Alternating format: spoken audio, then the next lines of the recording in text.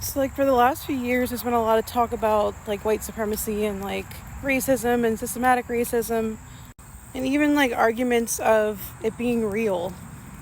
So, it is a fact that the civil rights movement happened in the 1960s. And in the grand scheme of things, like, that wasn't that long ago. Something that's been kind of blowing my mind lately is how fast 10 years goes by. And excuse me, my voice is kind of cracked right now.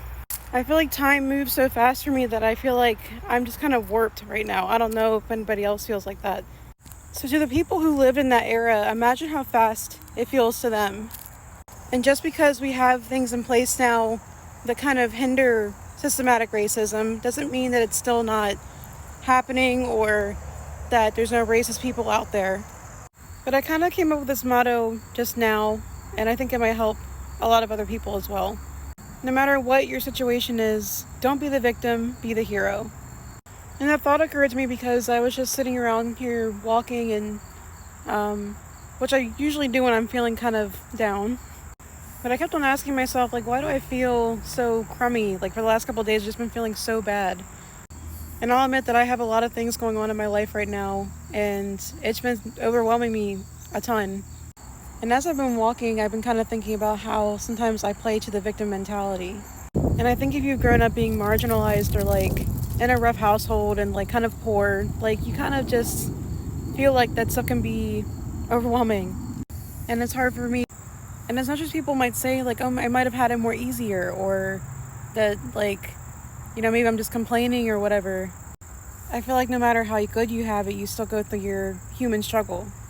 And it's such a natural thing for people to want to find their people, their pack of people that they can connect with, that they feel like they're themselves with. And sometimes it's not so easy for some people, and they have to be the ones to lead their own pack. And relating this back to anthropology, this is just a human thing. This is something that humanity goes through, struggles with on a daily basis. I feel like every place has its struggles with equality and trying to fit in to a certain group of people that don't want them there, and they have to find their own way out. And when the environment doesn't suit us anymore, we get up and we migrate. We go somewhere else that's safer, that's better for us.